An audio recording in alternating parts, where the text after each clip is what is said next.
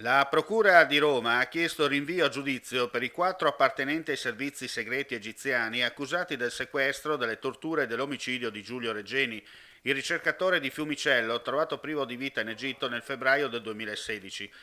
Per il generale Tariq Sabir, Attar Kamel Mohamed Ibrahim, Hussam Elmi, Magdi Ibrahim Abdelaf Sharif, le accuse variano dal sequestro di persona pluriaggravato al concorso di omicidio aggravato e concorso in lesioni personali aggravate.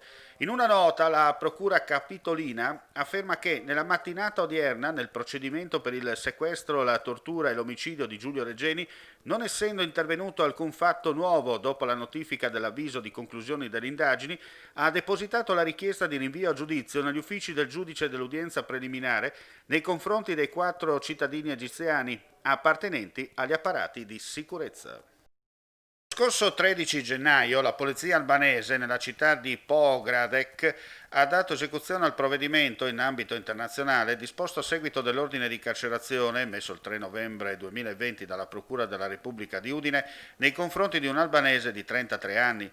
L'uomo deve scontare una pena di 5 anni e 6 mesi pronunciata dal Tribunale di Udine a seguito dei fatti accaduti a Tarvisio tra il 25 e il 28 aprile del 2016, afferenti, almeno in 2 casi, episodi di favoreggiamento dell'immigrazione clandestina. L'attività investigativa della Polterra tarvisiana aveva permesso di accertare che l'uomo, assieme ad altre 2 persone, 2 connazionali, aveva favorito l'ingresso illegale in Italia di 18 e 19 migranti di nazionalità pakistana e afghana.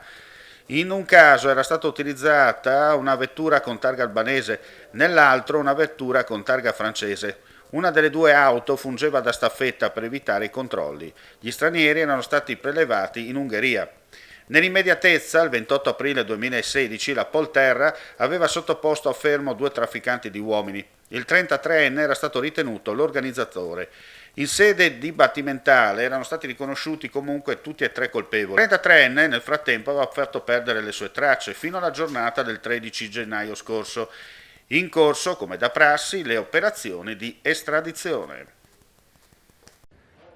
Vicegovernatore Riccardi, oggi a San Daniele viene messo al servizio del territorio un importante strumento dopo oltre 20 anni d'attesa.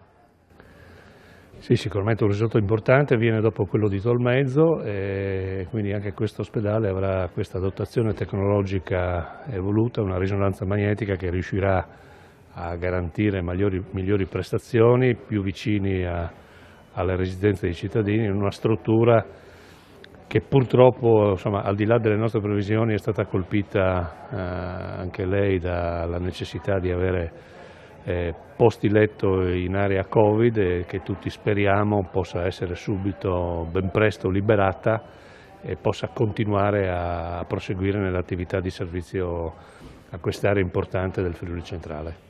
Questa strumentazione sarà dotata anche di un software specifico per la cardiologia che permetterà anche di analizzare meglio gli effetti del Covid sul cuore. È una particolarità di questa struttura che tiene conto delle scelte dei professionisti, in particolare del dottor Mos, che ha voluto con forza questa peculiarità, ed è anche frutto della generosità del signor Biasutti, che ha con la propria donazione consentito di sostenere questo tipo di attività che in questa struttura potrà garantire sicuramente una risposta migliore in termini di salute. Un investimento su questa struttura che conferma la sua centralità per il territorio. È una delle strutture SPOC, quindi è chiaro che avendo una distanza intanto limitata dall'hub di Udine, quindi attività programmate possono essere organizzate come noi intendiamo possano essere anche questo tipo di funzioni svolte da Palmanova. È un po' la scelta di fondo del rapporto tra l'hub e lo SPOC.